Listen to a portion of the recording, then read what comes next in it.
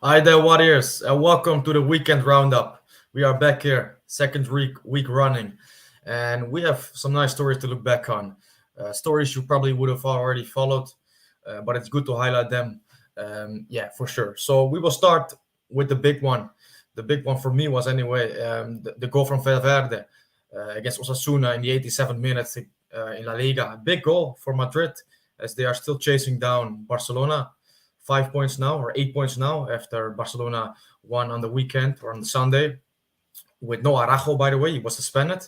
But it was a big goal for Valverde, who really came back to his form in the Club World Cup. But now it's good to see him reaching this level in La Liga as well. And with the goal, it's always nice to see his first goal in La Liga this year.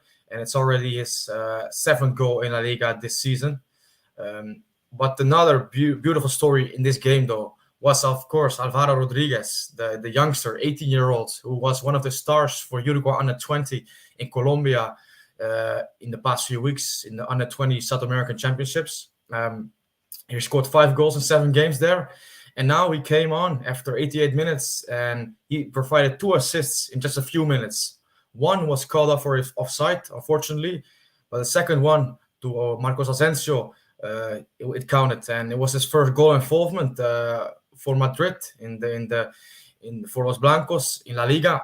And yeah, it's just something that is brilliant because he is another young up and coming star, and this tweet I dedicated to him. Yeah, basically highlighting how good a 2023 it's been for him so far. So his full debut or his debut in Copa del Rey, now in La Liga, and in between this, obviously his really good campaign for Uruguay under 20. And yeah, there's a lot of loving for him on Twitter as well. You can see this immediately. And one of the things that is brilliant as well is that he is now traveling, or he has traveled with the Madrid first team to Anfield to play there on Tuesday in the Champions League. And obviously, it's not sure that he will make minutes. That's true, but it's good to see this because the brilliant thing now is that there are so many players to follow, so many young players to follow who might be stars soon. And one of them, who is already a star, although he's not had the most outstanding first season, is Darwin Nunez for Liverpool. Scored on the weekend as well against Newcastle United. It was the opening goal in a big game for Liverpool. We can look at the table of the Premier League here to just show how big of a game it was for them, because Newcastle, who have done really well this season, are now fifth. But before that game, before the game on the weekend, they were fourth. And Liverpool, with still some games in hand, they needed to make this to have this win. They needed to beat against the direct rival and keep or get a winning streak going. Basically, they won last weekend against Everton in the derby, with Darwin providing a beautiful assist for the opening goal, and now the Uruguayan striker scored the opening goal in what I said, an important win for Liverpool, because now although it's still some points to make up, they are with a better position to finish in the top four, certainly than they were a couple of weeks ago. So that's great to see, and it's also good to see Darwin scoring. Obviously, it's not been the most easiest of seasons for Darwin. We know that, but he still contributed for Liverpool, and we can see this clearly in some of his numbers. I will get this on the screen. Scroll to my Twitter because I dedicated a tweet to it. Let's have a look. I probably should have had this already, but okay, there it is. So these are numbers which you cannot shout about on the rooftops to say how great it's been, but it's not bad. It's not like terrible, because sometimes we're talking about someone like Darwin, or I'm not talking like it, but many, and like he's a flop because he's not hit the ground running like a Haaland, for example. But we also have to be realistic. This is a striker coming to a big club in England, one of the biggest clubs in the world. Okay, he played for Benfica. It's a big club, but it's still a different magnitude. Then he comes in this team, which is not playing well, which has probably had his worst start to a season for maybe 6-7 years, playing sometimes on the left, sometimes through the middle, not really settled in the team yet. And still, he manages to quite frequently contribute with something. And 14 or 15 goals and assists, or 11 goals, 4 assists in what is it, 1666 minutes played. It's an okay record, something you can build on, and he certainly will, because this is just this is his first season, and he's getting better and better. But the numbers which you expect from Darwin, which he also provided in the red of Benfica, we will see absolutely very soon for in the red of Liverpool. I'm completely sure about this. Although it might take a little bit longer than some of us would like to see, but yeah, that's the greedy nature of a fan who is in love with a certain player or a certain team. You always like to see them do well, obviously. But Darwin, he's doing all right. Make no mistake about it. He's doing all right. And another striker on the opposite end of his career. We talk about Álvaro, 18-year-old, Darwin, 23. But we are turning now back to. By the way, I have to do it like this, I guess. No. Let's have a look. This is it. Okay. Okay, yeah, there we go. So here, Darwin 23, Álvaro 18, but then we are dealing with someone who is maybe in his last few years, but he's still delivering. It's 36-year-old Christian Stuani, scored for Girona when they beat Almeria convincingly on Friday. It was, I guess, yeah, it was Friday, and he was on the bench. And he is not a fixed starter now, because they also have Castellanos, the striker who was brought over from, I think it was New York City FC, and he is doing quite well. But Stuani still comes in and picks up his goal. It's 247th in his career, which is not bad, for a player who has been criticized also in his throughout the year, certainly when he was playing for the Uruguayan national team. And I want to put up this stat. So this is our Stuani statistics, which are not bad, right? In La Liga, his last 3 seasons in La Liga, and when Girona came back up, they signed him. He was playing for Middlesbrough, but he came over, and for Boro he scored, I think it was 3 or 4 goals in the Premier League. He did well in the Championship, scored some vital goals to fire them back to the Premier League, but he wasn't like sensational in the Premier League. And then he came back to Spanish football. He obviously had played here before for Espanyol, for example, but he came back to La Liga, and his 2 seasons in La Liga before Girona went back to the Segunda, he scored a combined 40 goals in, I think it was something like 65 games.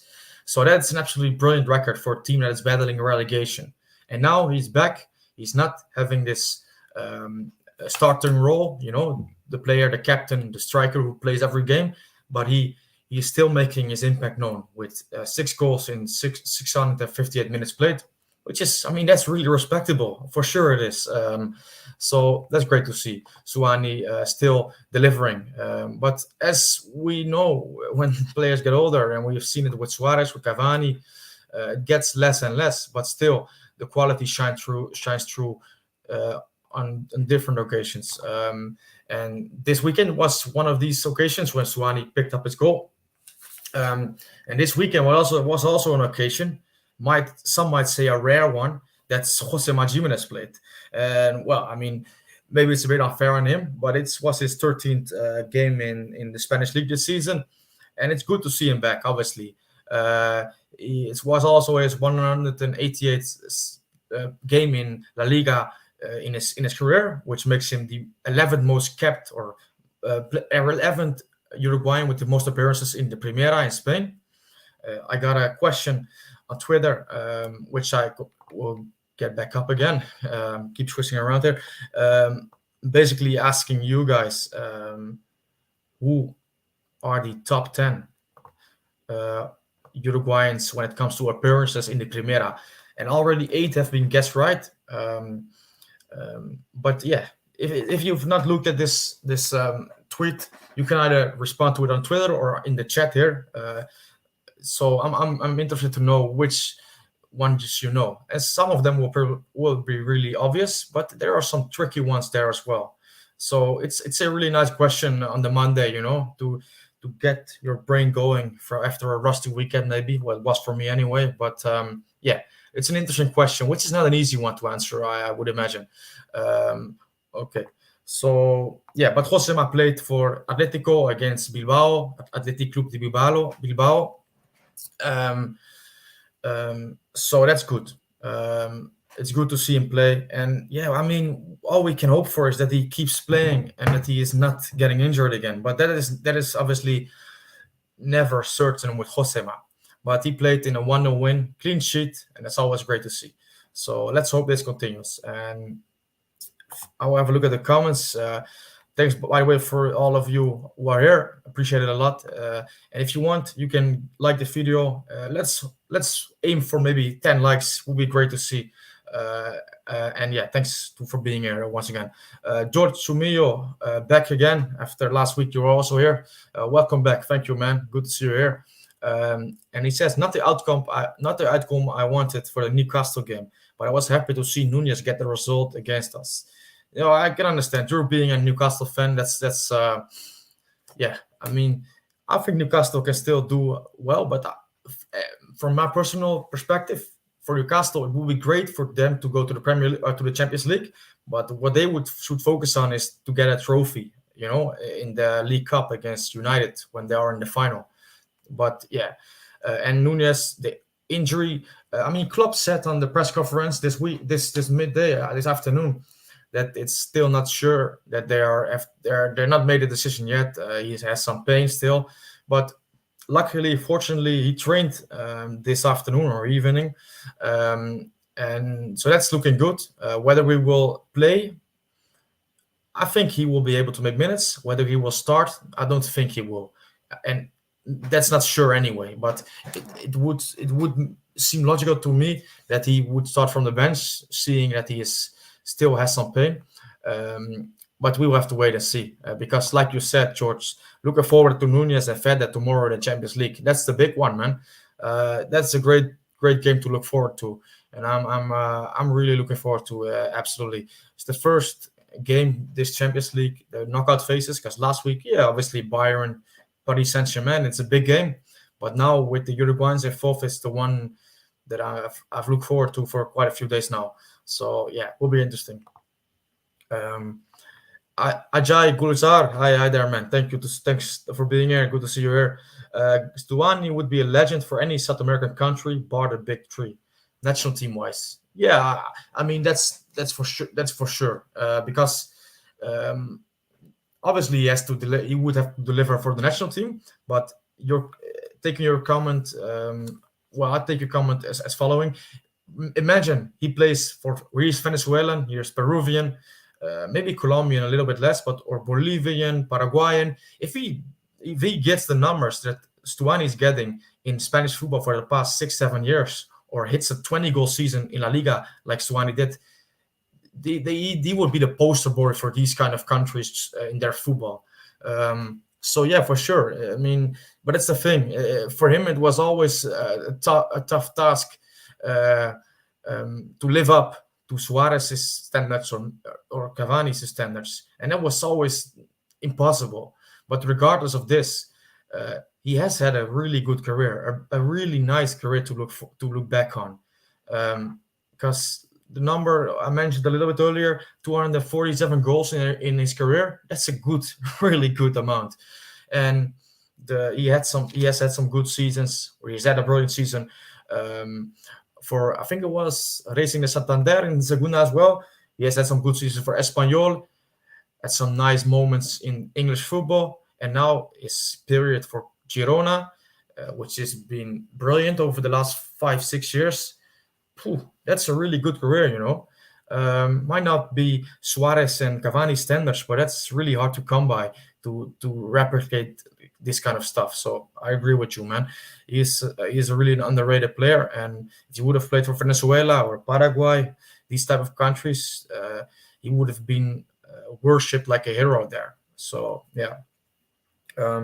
Next up to discuss is a topic which is a little bit less positive, because we are talking here about the highlights of the weekend, the players done well, and then we have to switch to the AUF presidential elections. I'm not gonna go in detail to talk about it all. You probably would have seen it if you're interested in it. But the bottom line is Ignacio Alonso stays on as president until 2027, and yeah, that's the way it is, and that's a shame because I'm not gonna go into the corruption or the rigged elections or other powers or political reasons coming into play. I'm just going on. I'm just talking about why I think Alonso should not be the president anymore, Ignacio Alonso, and that's just based on his decision making in the last few years as a president. First, when it comes to Oscar Tavares, with his indecision, with him making Tavares the how do you say the spokesperson for the AUF, and him taking all the blame, and Ignacio Alonso basically not acting, because if he was a competent president of the Football Association, he would have acted before. Tavares would have been out of the door certainly after 2021, maybe even after 2020, maybe if even after 2018 when it was a good moment. The cycle was over. Maybe you could have decided this, but certainly after the 2021 Copa America, that was a good moment to say it, because come on, it was over. But he didn't, and he let Uruguay go down to a horrific path, which almost led us to not make the World Cup. So it almost ended in disaster for us because of his indecision. And then he appoints Alonso, which was not an easy decision. It was discussed. There were many options, and it was questionable. There was a lot of arguments from. There was no obvious choice. That's what I'm trying to say. So it wasn't an easy decision. So you could have argued that he got this right, and based on the qualifiers, he got this right because he got Uruguay. Talking about Diego Alonso, he got Uruguay to the World Cup. So yeah, but then the World Cup starts. Uruguay turned out to be a disaster, mainly because of the decisions of Alonso and his coaching staff, in my opinion. And then Ignacio Alonso, the first thing he does publicly is to completely back Alonso.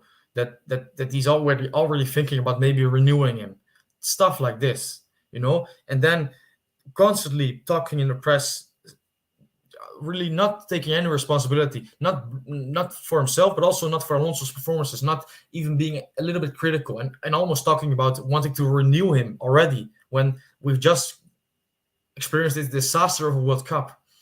So that was reason for me enough to not see him as the Uruguay or AUF president, so the president of the Uruguay Football Association. But now he's re-elected again, and it would not surprise me if Diego Alonso also stays on, which would be even worse. Okay. But yeah, we probably should have another live stream to discuss the situation of the Uruguay national team, the presidential situation, the manager situation, which is not cleared up yet. The March games, which has been confirmed as friendlies against South Korea and Japan. Uruguay will go to Asia to play these games. It seems likely now that Marcelo Brody, the manager of the Uruguay under-20 team, it seems likely that he could fill in as an interim manager for these two games. Is this ideal? No, obviously it's not. It's really not. We are, when it is the March friendlies, we are already 3 months. We are already 3 months on from the World Cup. And yeah, I mean, we should have made a decision already. There are many national teams who lost, there are some national teams who lost their manager after the World Cup. For example, the Belgium national team, they have already re-elected. Portuguese team already re-elected. So it's not like it's such a tough ask. And also, it's not so tough. You know why? Because there's a manager available. He's the best possible from a Uruguayan perspective if we are looking at only Uruguay manager, and it's Guillermo Almada. And you can talk to me about he's in a job with Pachuca, but it's a money thing. That's a money thing to buy him, basically, to get him here and to pay off the rest of the contract. But it's a money thing, and the problem is with the money thing is the AUF doesn't want to spend money. No, the only thing what they want with the money is to put it in their own pockets. And that's why the AOF is such an incompetent, corrupt board or a corrupt organization. What a well, oh well. Yeah, the way that Monza tornado the decision just for one candidate presidential election to take place. Yeah, it was a bit of, because that's the thing. They were pushing this decision of the manager forward to after the presidential elections, and then you come to the presidential elections and you basically make it like they did. Basically making it like Ignacio Alonso, we're talking about now, was the only one possible to take over. So then why would you have pushed this decision, the manager decision, over the presidential elections? It doesn't make sense because you could have already made it. But yeah, that's annoying. That's frustrating. It is. But anyway, please let's talk about some more positive things. And one positive thing, which I'm not gonna show you. It's not basic. I'm gonna bring up the statistics or the SofaScore stats, not because I want to see the stats, but because it gives quite a good overview of a player, and it will give some details as well. So one player I want to talk about is not Joaquin Blasquez. I don't know why it gets up there. Joaquin Sosa, 21-year-old center back who came from Nacional, but he was on loan to, I think it was the River Plate Montevideo last season. And he started in Bologna's 2-1 win against Sampdoria. And he's a player that he's not hit the ground running or stuff like this, but he's an interesting player that plays really out from the back. He's quite brave. I don't want to say he's the best defender. I think he's decent. He's combative, dynamic, but he's someone who likes to play out from the back. And he also comes with his risks. I mean, he committed a penalty on the weekend, which obviously is more of a problem when Bologna lose, but they did win, so it's less of a problem. And then people highlight more the positive things which he showed, which are mainly on the ball. Although he's not a bad defender, don't get me wrong, but he's more of a ball-playing defender. While, for example, Gaston Alvarez from Getafe, who's playing right now, is more of a like a natural pure defender. But he's an interesting one of many interesting players currently on our national pool. And many of these, I'm going to switch to Bruno Mendes, who I'd like to talk about next, is also another defender. I'm going to do it differently next time because this is a lot of scrolling around. I'm sorry for that, guys. So Bruno Mendes is another one. I mean, he's a little bit older. He's 23, playing in Brazil for Corinthians. But he's a player I liked, I think ever since I saw him play for Uruguay under 20, which was back in 2017, 2018. And he is not at this catapult in his career. He's still in Brazilian football, which is, in my opinion, when it comes to the Brasileiro, the Brazilian league is up there with the Portuguese league when it comes to level of football. But Bruno Mendes is a really good defender, a competitive defender as well, who is really a leader. He can also play from the back, out from the back. He's not bad on his feet, but it's not one of his main qualities, I would say. And you have Bruno Mendes, Joaquin Sosa, two we just mentioned, Gaston Alvarez I mentioned briefly, Alan Maturo, Facundo Gonzalez, Sebastian Bozelli, but there are many more that just out there doing well on a good level and that could one day play for the Uruguay national team. And that's the thing. Diego Godin, his national team career is over. It's not official, but he sets himself his cycle. It feels for him like it's over. And Uruguay got Araujo, Jimenez, and Coates, who are the three ready-made, who are just they are starters basically. It's just a matter of decision for the manager whether you go with Coates and Jimenez, Coates Araujo and Jimenez, Araujo Coates, whatever.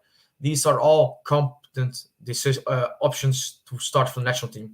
But then the fourth center back, because ideally you have four center backs in your national team squad, in my opinion anyway. The fourth center back position, it's up for grabs, and there are so many players that could fill this in. And now I'm talking about this, I'm probably gonna dedicate a video to it. Not a live stream, but a video where we can where I will talk about all the options that, in my opinion, should be considered. And yeah, probably do this in collaboration with you guys on Twitter, where I will ask the question that who do you believe should be in this discussion, and then I can do the video, and that's I hope I think that's a good idea. We can do this. So yeah, we should do this for sure.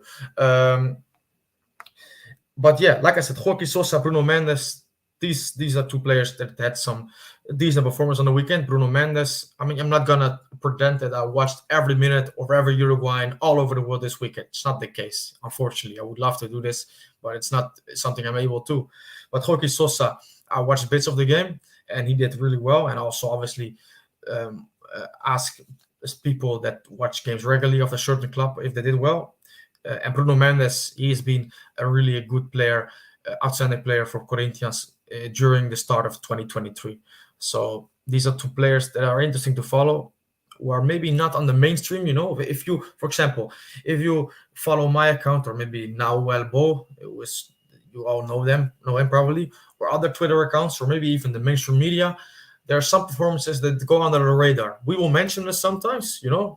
Someone like me will mention sometimes, maybe Nauel or other accounts, but it's not like they are the cover story of each weekend. And that's normal, because the Darwin, Valverde, Suarez, these players, they will always get the most attention because these are the big stars. But it's really interesting and really for me meaningful to follow also the development or the careers of these players that could one day maybe be a big star or maybe have a steady good career. And it's really good to highlight them sometimes. So yeah, that's what I want to do quickly. Stay Blessed says, how do you stay so passionate and keen about Uruguay after all these years? Yeah, I mean, I think because I'm passionate about football. I've always been passionate about football, whether it's playing football, whether it's on video games. Before, I used to play a lot on FIFA. Whether it's watching, I'm always passionate, and Uruguay is my team, the team I support, and then yeah, I really love Uruguay and the players they produce. So yeah, for me it's normal. It's like something that's really normal. That's it's not strange. It's not something I have to work for. It comes natural. So I think that's the way it is. Yeah. Okay. Something else that is interesting is Miguel Mercantil with his first goal for Boca Juniors. I mean, I wanted to basically show this, but I think it's gonna be a copyright bullshit once again, because Twitter and YouTube, or basically any organization on social media, is just so pathetic when it comes to copyright. But anyway, so he scored his goal against Platense, I think it is, yeah, or maybe I'm butchering that name.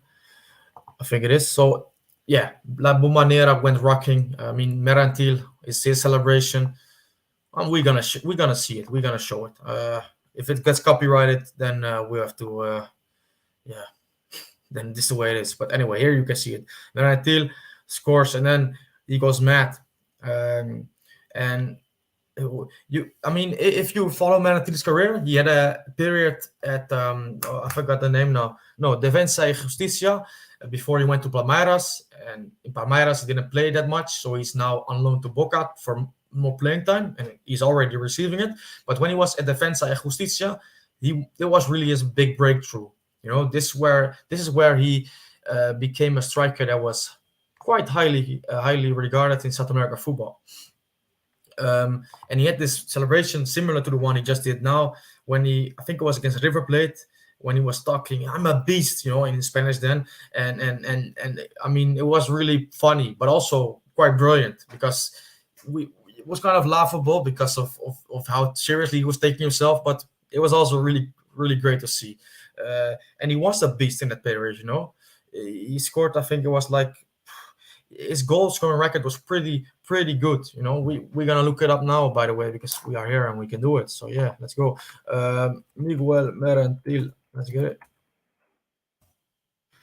So yeah, okay, let's look here. No, of course we have to go to the Spanish one. Yes, so here let's have a look. Here, okay, he is 15 and 43, but there was a period when he scored like I think it was 15 goals in like 20 games. He had some really good hat trick, and this is what earned him the move to Palmeiras. But he didn't play that much over there, unfortunately. Um, so yeah, but he's a player that is a good goal scorer, and Uruguay continue to produce good goal scorers, which is obviously great to see. Um, Someone who is also a goal scorer, but from the back, is Sebastian Coates. On the Thursday before the weekend, because even though it's a few days ago, it's important to highlight he scored a 90-minute winner or an equalizer in the stoppage time even for Sporting against Midtjylland, where Emilio Martinez, the midfielder, formerly of Nacional and also Red Bull Bragantino in Brazil. He plays for Midtjylland, so it was Midtjylland against Sporting. Coates and Ugarte's playing for Sporting and Martinez for Midtjylland, and it was Coates with a not the header, but it was with his feet on a rebound. He scored the equalizer in the last few minutes, and yeah, that's good to see, because Sporting are having a difficult season, and as we are streaming now, I'm gonna pick it up soon. I'm gonna just have a look now. They are playing against Chavez, and they are 3-1 up. That's good to see. That's good to see. Yeah, hopefully I haven't missed an Ugarte goal. No, I've missed an Ugarte yellow card. That's a shame. So yeah, but they are now having not a great season because, as you can see here, they are fourth and 8 points behind Braga, and they really should be up there with three top places. We all know that they were champions in 2021, with Coates having a brilliant season. Um, but I mean, Sporting, although they have lost Mateus Nunes from who went to Wolves, and also they have lost some big players throughout the years, still they should really be up there with Porto Mavica. They should aim to be anyway, but they are not. So to see Coates make scoring this goal to still get them with a better position for the return like against Midtjylland in the Europa League, that was good to see, and they needed it. They really needed it because as well as we've just seen, it's not been a great season. I'm quickly gonna tweet that we are on YouTube, just for people that don't know it yet. What I'm by the way, what I'm going to do is basically do this every Monday now, because it gives some regularity also for you people out there who want to follow the streams. Um, because I mean, if I tweet something on the same day and to say that it happens this day, yeah, some people will see it, but most of the times they will miss it as well. So that's probably easier as well for you guys out there if you want to tune in, that you know which time it's gonna happen. So yeah, okay. Ajay Galuzars is one of my favorite players right now. Very entertaining to watch him score. I think you're talking now about Mercantil, right? Yeah, he's a really a lively character, and that's always great to see. Um, and he's also someone that, I mean, God rest his soul, Santiago Garcia, Almoro Garcia. He was someone who stayed in South America for a long time, or basically his whole career.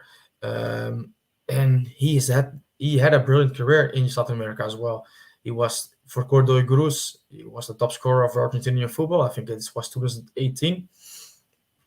And Mercantil, he might not go to Europe. He might go to Europe. We don't know. But if he doesn't go to Europe, it's still brilliant to follow these players because,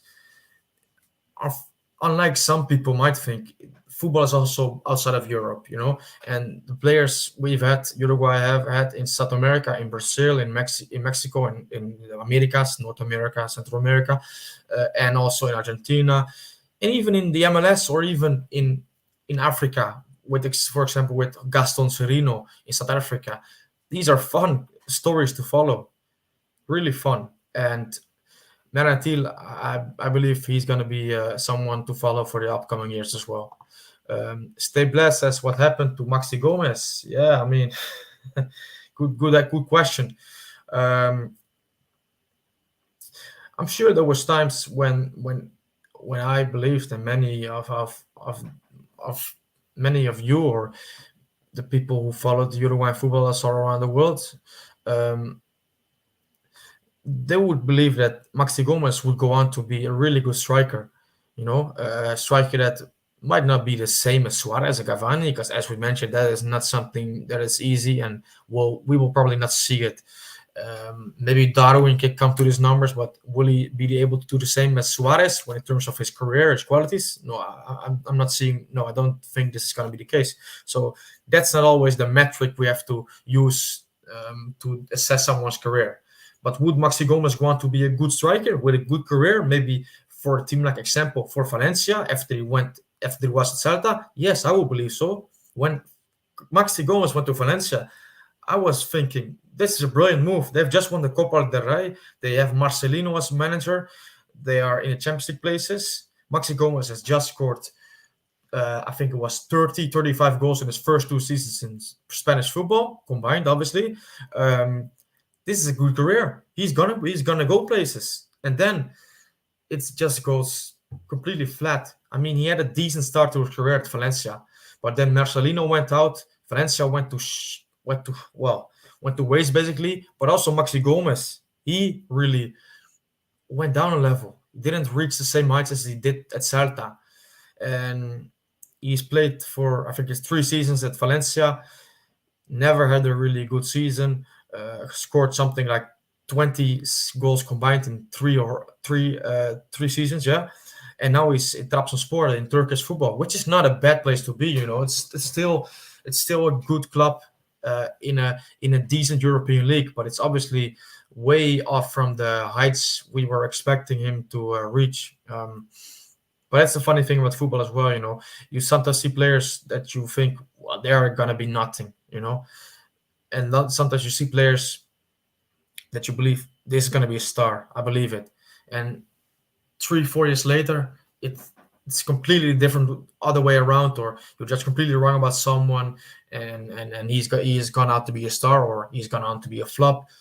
That's the element in football which should be there, because otherwise it would not be as fun as it is right now, because football is something that is so unpredictable and dynamic and crazy. So yeah, but unfortunately it's turned out to be not a well not a good prediction for Maxi Gomez anyway, because yeah, it's not been a career that he's hoped for when he was at Celta at 21, when he scored 18 goals in his first season in Spanish football. Yeah. Kevin says, as far as countries from the Americas, who is currently the third best after Argentina and Brazil? I mean, when it comes to currently, based on when it comes to the squad level, the squad of all the teams in South America, or the national pool, as you might mention, Uruguay are third, and Brazil still won when it comes to the squad, the national pool. I still think Brazil is the superior to Argentina. Obviously, when it comes to team performance in the last 2 years, especially Argentina's ahead, but still Brazil is obviously an extremely talented nation with so many great players. But Uruguay I would class as third behind Argentina and Brazil. When it comes to the performances, when it comes to what we have delivered on the pitch in the last few years, you could argue that Peru is ahead of us. I'm not saying this because they are better in terms of quality, the players they have, but the way they have played on the pitch and the performances they have delivered, and also I would like to say trophies, but it's not trophy, but the tournaments they have delivered when it comes to the semifinals, for example, in 2020, it was 2021, they are they have as good a case as Uruguay has for this to be the third best team. But in terms of quality, like I said, the national pool, the squad, Uruguay are up there and certainly are third. But Uruguay need a manager that suits this team, that suits the squad, that actually is bothered by playing a type of football that is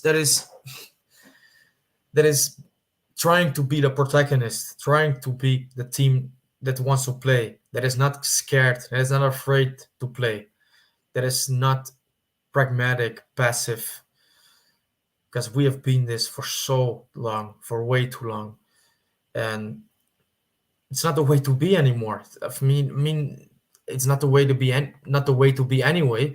But the time for this type of football is long in the past. Absolutely, it is. So yeah.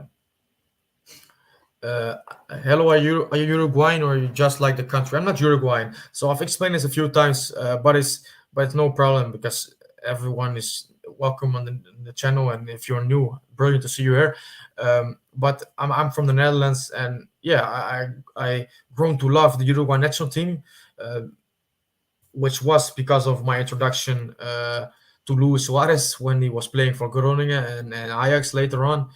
And yeah, since I think 2014, uh, 2010, I already got the introduction, obviously because of the World Cup, and Suarez was playing in Netherlands from 2006. But since 2014, I really took a close look, and like looking more widely in Uruguayan football. And in 2016, I started the account on Twitter, UruguayanHeroes. So yeah, it's been a while since I followed the Uruguay national team and the players associated with it, and I love it. Yeah. Yes. Look. Yes. Absolutely. George. He basically said what I just said. That's the way it is. I was not blessed to live in Uruguay, or maybe, I mean, it's the way it is. But I support Uruguay and not Netherlands, which might sound crazy to some, but it's quite normal for me. So yeah. No, I wouldn't. M says, are Chile ahead of us in the rankings? Reacting on this question, I wouldn't say so. No, because Chile are just, they're crap. They're really crap. And the thing is with Chile, which makes me even more, I wouldn't say happy because, uh, but kind of, is that they have no upcoming generation that is in any way exciting. And of course, this might mean nothing. They might come up with some brilliant players in a few years, and the discussion is totally different.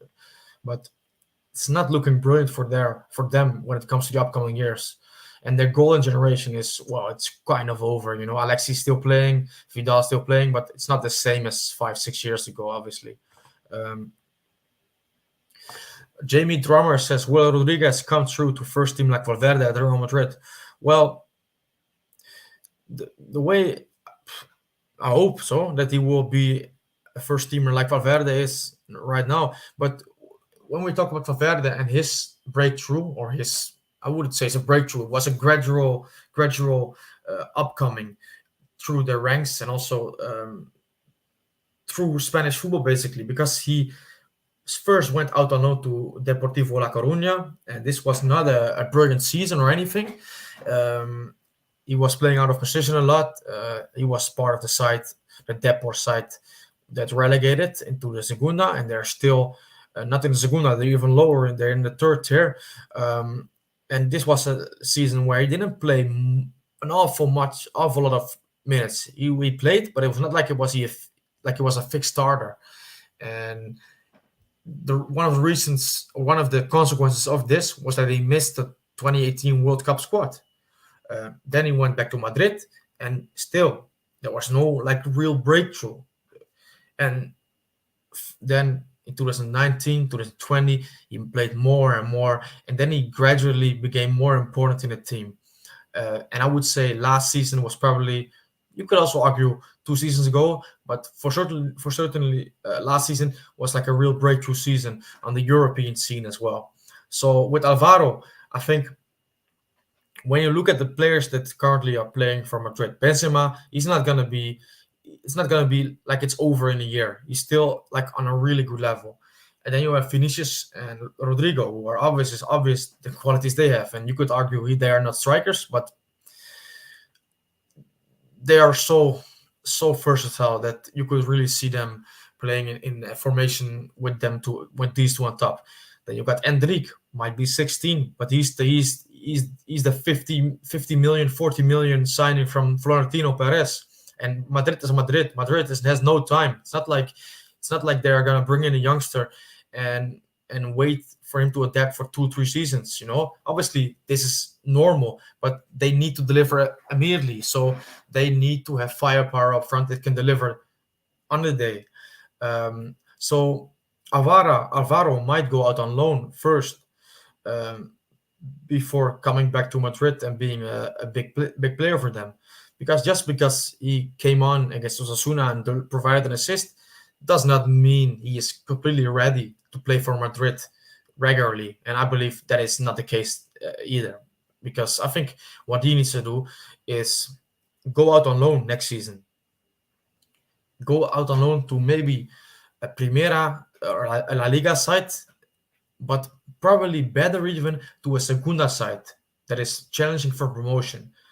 Because that is a team that is better for him when going out loan, because it's more similar to what he would play, to what Madrid would play like, having the most of possession, ideally, trying to score goals, trying to win games.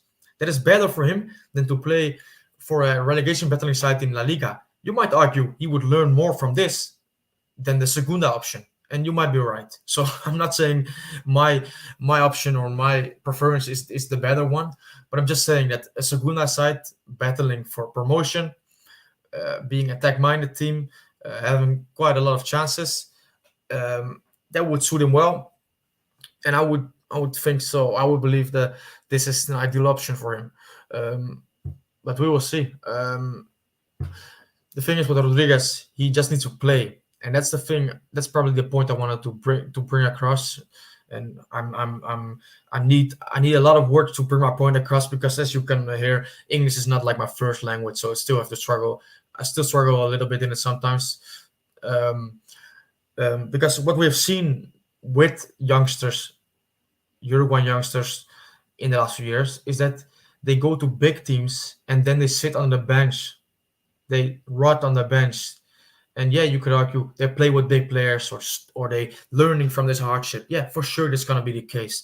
But eventually, the best way for youngsters to develop is to play, to get the minutes in the first team environment.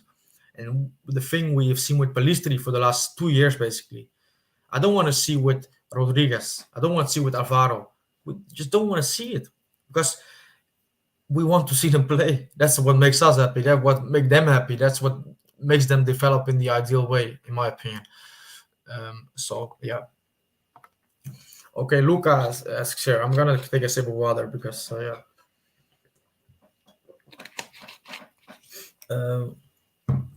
Luca says, "Who is a Uruguayan player we should keep a close eye on?" Well, there are plenty. I'm gonna exclude the under 20 players, the Uruguay under 20 players, because well, they are kind of on the radar right now. But there are many top players in this team, in this squad. So, but I'm gonna exclude them. I think, for example, player like Santiago Mourinho. He's playing in the Uruguayan league now. He was from Nacional, but he's now playing for Racing de Montevideo, and he's a player. He's 20 or he's 21. I'm gonna check because I hate when I get this wrong. Let's have a look. Santiago Mourinho is 21, and he is a player. He just turned 21, by the way, last week. He's a player that comes out of nowhere. It's not like he has been talked about a lot in his youth years, and he starts the league season in Uruguay and is so impressive and immediately grabs the eye or grabs the headlines. Similar to Gaston Alvarez, who played for Boston River before he went to Getafe, which is now playing for against Valencia live in Spanish football. So that's a player I mentioned who was really interesting. Another player, Rodrigo Salazar, is one to keep an eye on in Germany, and there are big games coming up for him and Schalke 04 because they are battling relegation. This is an interesting player. Ugarte, I think you will be aware of him. So he's not like a player to name because he is. I mean, we all know about Ugarte. And Yeah, let's have a look. Maybe you can, guys, in the chat, you can name one. Who is the Uruguayan player that Luca or maybe anyone else should keep an eye on, which is kind of going under the radar, um, because that is always interesting to follow. Another one I would name is Maximiliano Araujo for Toluca. He's already 24, I think now, but I mean he was mentioned as an option for Porto. I think it was a year or two ago. A versatile player on the left wing, can play left back, left midfielder, left wing. Um, Playing for Toluca now, like I said, he's a good player to keep an eye on. And I mean, you always have to realize what level are you looking at. You know, when we're talking about a player to keep a close eye on, who might one day play for a huge team in Europe, yeah, we're talking about Ugarte, for example, maybe a Satriano, Martin Satriano, who's not had a brilliant season now, but to could grow to be a player that plays in the elite of European football. But also, Maxi Araujo is someone who could make a move to a big team in Portugal, for example. So, yeah, but there are some names that I believe you can keep an eye on because they are quality players. Um, Jamie Drummer says, or do you think it's unlikely to come from the academy? Sorry, to the first team at a club like Real Madrid in the position Rodriguez plays? Well, it is unlikely. I mean, it's not. Yeah, it doesn't happen a lot. That's just the way it is. Doesn't mean it cannot happen, but it's not easy, for sure it ain't. But yeah, maybe the way for him is to go out on loan first, and then come back. But what also has been the case with Madrid for quite a few times is a player to leave the academy, to go out on loan and maybe even get bought by a club, and then they have this buyback clause. And so you know what, anything can happen. This can be the case. He could graduate through the academy and really be one of the new stars for Madrid, or he can go out on loan and come back. We will see. The only important thing for me is that he plays. Man, I mean, Bielsa. No, it's not for me, man. He's a good manager for sure, but for me, it's not the one. It's not the one. But it's a good option for sure. Uruguayan younger players should never go to Brazil. They have the best potential, but they get stuck there. Well, I don't share the opinion because I think it's the case for Mexico and America, the United States of America. These are two leagues or two countries. A lot of talented Uruguayans get stuck in. Because for example, Leonardo Fernandez of Toluca is a player that, he should already be in Europe. The numbers he produces over there, and also just this quality beyond the numbers, that is a player that should play in Europe already. And if he was doing this in Brazil, he would have been gone already, because Brazil and Argentina, they are more visible when it comes to the European market, in my opinion, or I believe this is the case. Obviously, scouts of top clubs for European clubs, they will look everywhere, but it seems harder for these for Uruguayan players or for players in general to come from the Mexican league or MLS and go to Europe. It's an easier way when you go from Uruguay directly, because the transfer costs are quite low, or when it comes to the Mexico and USA. It seems like a much harder transition. But Baron Beef Dip says Darasqueta should have been in Europe 5 years ago. Yeah, I agree on that. And I'm not saying that it's not. I'm not saying it can't be hard. I'm not saying it's not the case that players get stuck in Brazil sometimes. But I think with Darasqueta, it's more of his own decision. Because I'm sure he's had offers from Europe, but we also have to realize that Darasqueta is playing for probably the biggest team in Brazil, playing in the Maracanã every week or every 2 weeks for 80, 90,000 people, 70 maybe, but a lot of people anyway. He's earning good money there as well. You have to realize this. It's not like he's on way less than he would earn it in Europe. It's not the case. He earns good money there. and he wins trophies. He's loved by the Brazilian football fans all around. It's obviously Flamengo fans go mad for him, but he's really appreciated in Brazil all around, and it's a really good lifestyle. So I think with Arrascaeta, the story is more. How do you say? There are more points to it, rather than just the. Yeah, I think it's more of a personal decision as well for him to stay in Brazil. But that might not be the case, by the way. But I do believe so. It is. So, Stable says teams in Europe have a better pool of players to choose from because of their dual nationalities. For example, in Netherlands, there's players in national team from Suriname and Ghana. I mean, yeah, France is another example of this. I mean, Uruguay do have some of this as well, by the way. I mean, there are a lot of dual, or not a lot, but there are some players with dual nationality also in the Uruguay national team. But for sure, when it comes to European teams, some of them are, yeah, they have a lot of options to pick from. But yeah, that's just something ingrained in history. So we cannot really, yeah, it's not something we can change. But it's a good point you make. That's for sure. Um, Yeah, no, absolutely. Stay blessed. I agree with you. And by the way, what is? I mean, some of you guys, I probably will recognize you on for your Twitter handle, but some of you come in here with obviously a different name or whatever.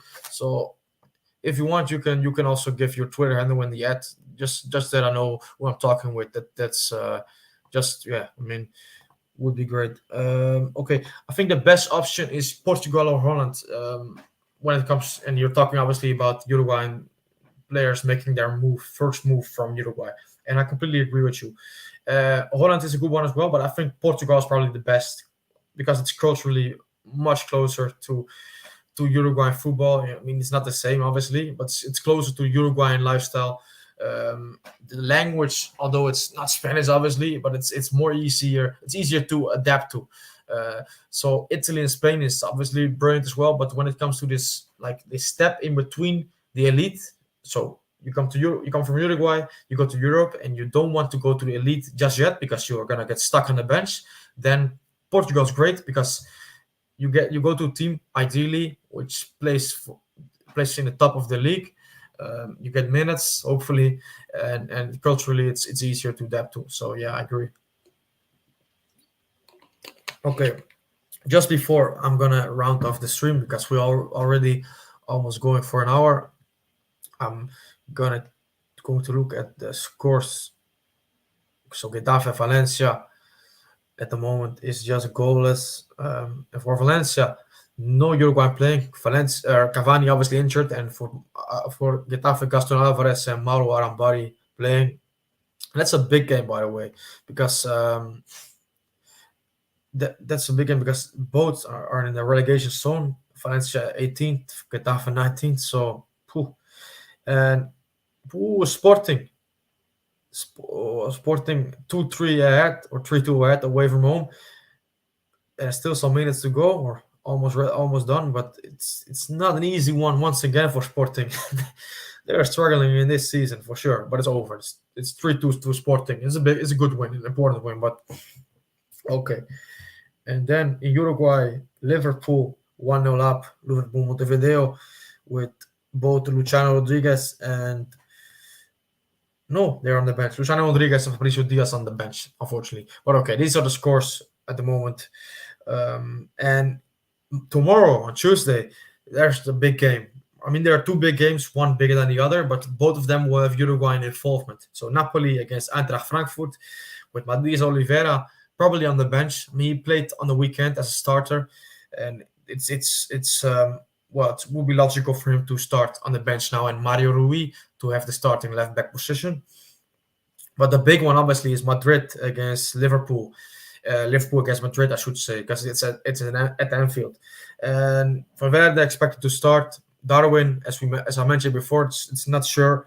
And Álvaro, he is on the squad for Madrid, so that's a game. I mean, that's just great. I'm looking forward to this. Yeah, okay. So I want to thank you all for being on the stream, almost an hour. Appreciate your comments, your opinions. I will be back next week on the same time. Just so you know, that's the same time every week on the Monday. So yeah, it's better for you, and maybe we can gather more people and have a bigger discussion on what still is the most beautiful national team in the world and everything associated with it.